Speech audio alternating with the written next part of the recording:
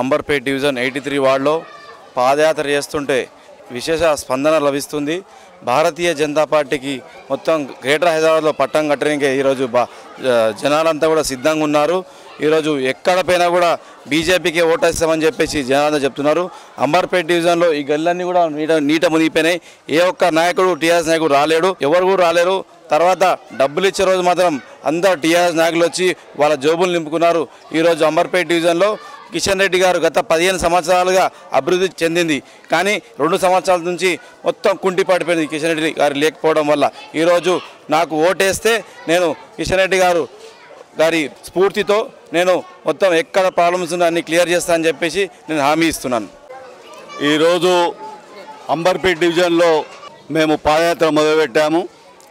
ఎందుకంటే గత 15 సంవత్సరాల నుంచి అంబర్పేట్లో ఎమ్మెల్యే ఉన్న కిషన్ రెడ్డి గారు ప్రతిరోజు ఏ నాయకుడు కూడా అందుబాటులో లేని విధంగా అందరికీ ప్రజలకు, సామాన్య ప్రజలు ఫోన్ చేస్తే ఏ రాత్రి చేసినా కానీ ఎవరినన్నా ఇక్కడ మీరు అడగవచ్చు, ఏ రాత్రి చేసినా కిషన్ రెడ్డి గారి ఫోన్ లేపి 1 నిమిషంలో జవాబిచ్చే పరిస్థితి ఉన్నాయి అంబర్పేట్లో.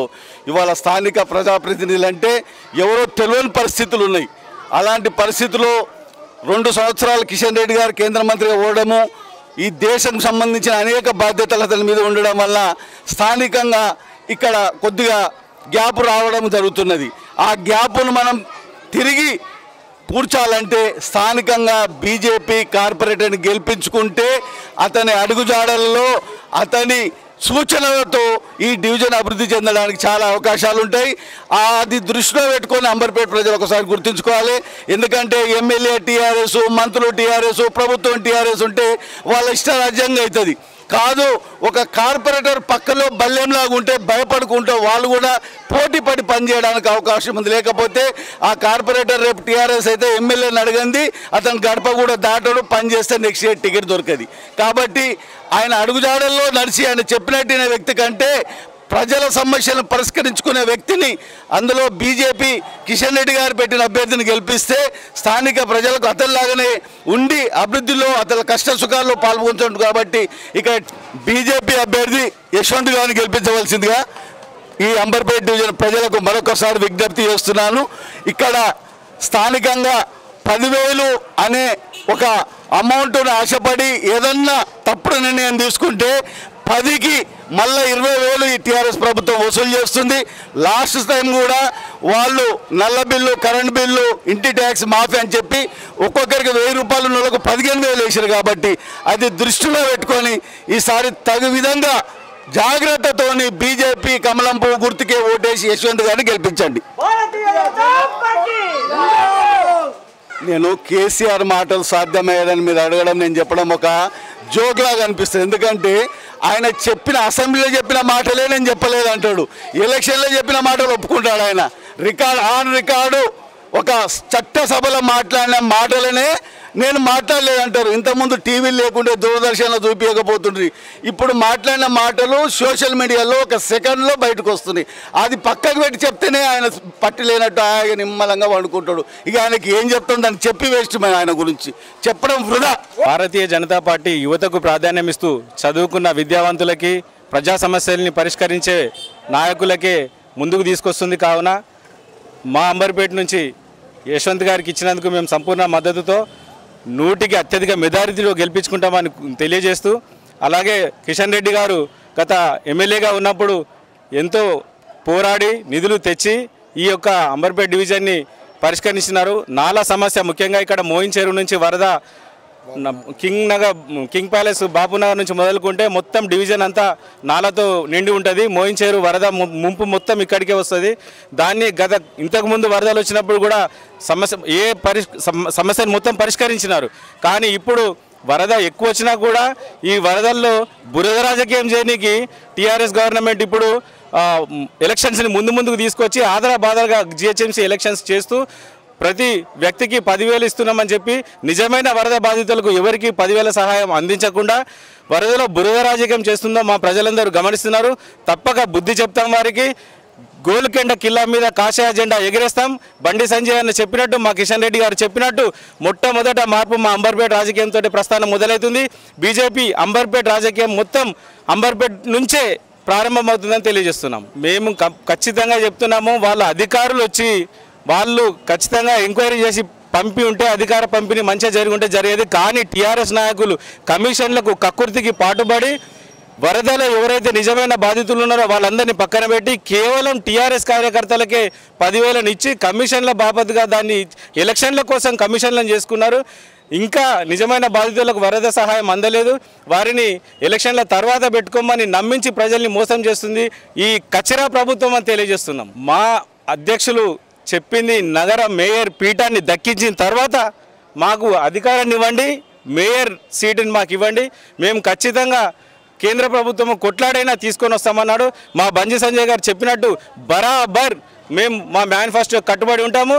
నిజమైన వరద బాధితులకు ఆ సహాయాన్ని 100కి 100% అందిస్తామని తెలియజేస్తున్నాం. భారత్ మాతా కీ జై. Vote for BJP, vote for BJP, vote for BJP. అందరికీ నమస్కారం. అంబర్పేట్ డివిజన్లోని భాజపా అభ్యర్థి శ్రీ యశ్వంత్ గారి నాయకత్వాన్ని బలపరుస్తూ మేము రోజుకి క్యాన్వాసింగ్ చేస్తూ ముందుకెళ్తున్నాము. ఈరోజు కేటీఆర్ గారి రోడ్ షో ఉన్నందున మా పటేల్ నగర్లోని మా పార్టీ కార్యాలయం ముందు పార్టీ జెండాలు తీసివేయడాన్ని మేము తీవ్రంగా ఖండిస్తున్నాము. పార్టీ జెండాలు ఎవరికైనా ఈసీకి అనుగుణంగా పనిచేస్తాం. అందరం కూడా అన్ని రాజకీయాల పార్టీ ఈసీకి అనుగుణంగా పనిచేయాలని మేము ఎప్పుడు కూడా అనుకుంటాము. ఇంకోటి నిన్న మా కేంద్ర మంత్రి హోంశాఖ సహాయ మంత్రి కిషన్ రెడ్డి గారు వచ్చినప్పుడు ఏమో ఆ టీఆర్ఎస్ జెండాలు అట్లనే ఉంటాయి, ఈ పోలీసు వాళ్ళకి ఆ టీఆర్ఎస్ జెండాలు కనిపించాయి. ఈరోజు కేటీఆర్ గారు వస్తే బీజేపీ జెండాలు తీసేయమంటారా? కేసీఆర్ ప్రభుత్వము టీఆర్ఎస్ పోలీస్ వాళ్ళని ఒక టీఆర్ఎస్ కార్యకర్తలాగా ట్రీట్ చేస్తున్నారు, టీఆర్ఎస్ కార్యకర్తలాగా వాడుకుంటున్నారు, అధికార దుర్వినియోగం చేస్తున్నారు టీఆర్ఎస్ ప్రభుత్వం. రానున్న రోజుల్లో మా అంబర్పేట్ గడ్డలో కాషాయపు జెండా బరాబర్ ఎగిరేసి చూపిస్తాం, టీఆర్ఎస్ వాళ్ళకి బుద్ధి చెప్తాం అని చెప్పి తెలియజేస్తున్నాం. భారత్ మాతాకి జై. జై శ్రీరామ్. మా అంబర్పేట్ అభ్యర్థి యశ్వంత్ ని ఎంబీఏ క్యాండిడేట్ కిషన్ రెడ్డి బలపరిచిన అభ్యర్థి, కిషన్ రెడ్డి శిష్యుడు. గత 15 సంవత్సరాల నుండి అంబర్పేట పార్టీలో చాలా చురుగ్గా పనిచేస్తున్నాడు. అతని భారీ మెజార్టీతో గెలిపించాలని కోరుతున్నాము. టీఆర్ఎస్ అభ్యర్థి ఉన్నారు, వాళ్ళు వరద సాయం ఎవ్వరికీ కూడా అందజేయలేదు. వాళ్ళ ఇళ్లలో కూర్చొని ఆధార్ కార్డులు కొట్టి వాళ్ళంతలో వాళ్ళ అమౌంట్ డివైడ్ చేసుకురు తప్ప ఏ ఒక్కరికి కూడా ఇవ్వలేదు. అది మా బీజేపీ ఏరియాలలోకి వచ్చి వీళ్ళు బీజేపీ ఈ బిల్డింగ్ వాళ్ళకి ఇవ్వద్దు, వాళ్ళ కార్యకర్తలు వాళ్ళకి ఇవ్వద్దు, వాళ్ళ టీఆర్ఎస్లకే ఇవ్వాలి, మనము అలా ఓట్ బ్యాంక్ చేసుకోవాలి అని చెప్పి ఒక్క దగ్గర అందరు కుమ్మక్కయ్యి ఆ అమౌంట్ని పంచుకున్నారు. కానీ అదే మేము చెప్తున్నాం, మా ప్రభుత్వాన్ని మేము రానున్న రోజుల్లో జిహెచ్ఎంసీ ఎలక్షన్లో మా మేయర్ని గెలిపించి ప్రతి ఒక్కరికి ఇక్కడ నష్టపోయిన వాళ్ళందరికీ మేము 25,000 ఇప్పిస్తాము.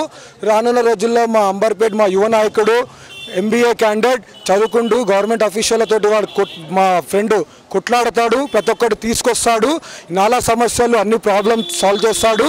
అంబర్పేట్లో మా బీజేపీ జెండా ఖచ్చితంగా ఎగరేస్తున్నాం. భారత్ మాతాకి జై, జై Shriram. For BJP, vote for BJP, vote for BJP. Juluru Tirupati Gupta నా పేరు. ఈరోజు కేసీఆర్ చేసే అరకశాలు ఇంకోటి ఏంటంటే ఈ బస్ స్టాండ్లకు బ్యానర్లు వాళ్ళ ఏసీ అడ్వర్టైజ్మెంట్ చేయడం అనేది కాదు. మేము ఒక బ్యానర్ పెడితే తీసే అని పోలీసు వాళ్ళు చెప్తున్నారు. మరి వాళ్ళ అధిష్టానం పార్టీ స్టేట్ గవర్నమెంట్ ఏం చేస్తున్నది? వాళ్ళు ఎందుకు పెట్టినారు? ఎందుకంటే తప్పు కదా, వాళ్ళు లేస్తారు కానీ మేము చేయొద్దా? మా సెంట్రల్ గవర్నమెంట్ కూడా మేము చేయాలని మేము ధైర్యంగా పనిచేస్తున్నాము. కాకుంటే బీజేపీని మేము గెలిపించుకోవాలనుకుంటున్నాము. కాకపోతే రూపాయి లేకుండా మేము డబ్బులు పెట్టకుండా మేము బీజేపీ గెలిపించుకుంటున్నాము. డబ్బులు ఆశించాం మేము. మా పార్టీలో డబ్బులు లేకుండా కానీ మా కార్యకర్తలు వస్తారు. RSS కార్యకర్తలు ఉన్నాము, బీజేపీ నాయకులు అందరూ. మేము బీజేపీని గెలిపించుకోవాలని, మా యశ్వంత్ గారిని గెలిపించుకోవాలని కోరుకుంటున్నాం. జై భారతీయ జనతా. నమస్తే. ఈరోజు ప్రేమ్నగర్లో సూర్యోదయ స్కూల్ దగ్గర టీఆర్ఎస్ కార్యకర్తలు, టీఆర్ఎస్ నాయకులు అందరూ కలిసి పబ్లిక్ దగ్గరికి వెళ్ళి వాళ్ళ దగ్గర ఆన్లైన్ ఫామ్లు ఏవైతే ఉన్నాయో ఫ్లడ్ రిలీఫ్ ఫామ్లు, ఆధార్ కార్డులు కానీ అవన్నీ సేకరించడం జరిగింది. వాటికి వాళ్ళు పైసలు ఇస్తామని చెప్పి ఆన్లైన్ ఫామ్లు అనేది కలెక్ట్ చేస్తున్నారు. దీనికి మేము తీవ్రంగా ఖండిస్తున్నాము. ఎలక్షన్ కోడ్ ఉన్నప్పుడు ఆన్లైన్ ఫామ్లు ఎందుకు తీసుకుంటారండి మీరు? ఎలక్షన్ కోడ్ ఉన్నప్పుడు ఆన్లైన్ ఫామ్లు తీసుకోవద్దు. మీరు ఆన్లైన్ ఫామ్లు ఎలా తీసుకుంటారండి? మీరు ఆన్లైన్ ఫామ్లు తీసుకోవద్దు. కాబట్టి దీనిని మేము ఈసీ దగ్గరికి తీసుకెళ్తాము. దీనిపై గవర్నమెంట్ కూడా చర్యలు తీసుకోవాలని చెప్పి మేము కోరుతున్నాం. స్వామి అండి, ఇక్కడ బీజేపీ నేను 30 సంవత్సరాల నుంచి నేను బీజేపీ కార్యకర్తని. నాకు 30 ఏళ్ళ కింద మా నందరాజు గౌడ్ చనిపోయినప్పుడు నేను అప్పటి నుంచి బీజేపీలే గుర్తింపు చేస్తా, కానీ నేను బీజేపీలో ఎప్పుడు తిరగలేను. ఇక్కడ మన యూత్ నిలబడ్డది. 30 ఏళ్ళ తర్వాత బీజేపీ అంటే ఏంది అనేది మన అధ్యక్షుడు మనం నరేంద్ర మోడీ గారు ఆధ్వర్యంలో మొత్తం మన దేశవ్యాప్తంగా ఒక హిందూ ధర్మంగా రావాలని పిలుపు ఇచ్చినందుకు నేను 30 ఏళ్ళ తర్వాత మళ్ళా కాన్వెన్స్ చేసుకుంటా ఈ బీజేపీని బలపరచాలని నా ప్రజలకు ఈ అంబర్పేట డివిజన్ మొత్తం తిరిగి ఇంటింటికి తిరిగి ప్రచారం చేసి యశ్వంత్ గారిని వాజ్ మెదడుతో జీతిపించాలని కార్యకర్తలు కానీ యూతులు కానీ అందరు బస్తీ వాళ్ళు టీఆర్ఎస్ వాళ్ళు అందరు టీఆర్ఎస్ నుంచి కాంగ్రెస్ నుంచి అందరూ జాయిన్ అయిపోతున్నారు. బీజేపీలకు భారీ మెత్తుగా జీతిపించి మేము సత్తా సాటి చూపిస్తాం. బీజేపీ అంటే ఏంది అనేది తెలుస్తుంది. కేసీఆర్ గారు ప్రతి ఒక్క దానికి అబద్ధాల కోరిక చెప్తున్నాడు. ప్రతి మహిళలకు 10,000 ఇస్తా, అది ఇస్తాను. ఎలక్షన్ వస్తేనే ఆయన గుర్తింపు ఉంటాయి. ఆయనకు ఇవన్నీ ఉత్తప్పుడు రావు ఆయనకు. అందుకోసం బీజేపీ అంటే ఈ పైసల మనుషులంగా మేము. బీజేపీ వాళ్ళు పైసలు తీసుకోరు, పైసలు తీసుకోరు. మన ఓన్గా కష్టపడి బీజేపీకి ఓటేసే కార్యకర్తలు ముందుకు వస్తే చాలా బలపరుస్తారు. అందుకోసం ఈ బీజేపీ అంటే ఏంది అనేది చూపిస్తాం. యశ్వంత్ గారికి భారీ మెద్దతో జీతారని నేను కోరుకుంటున్నాం.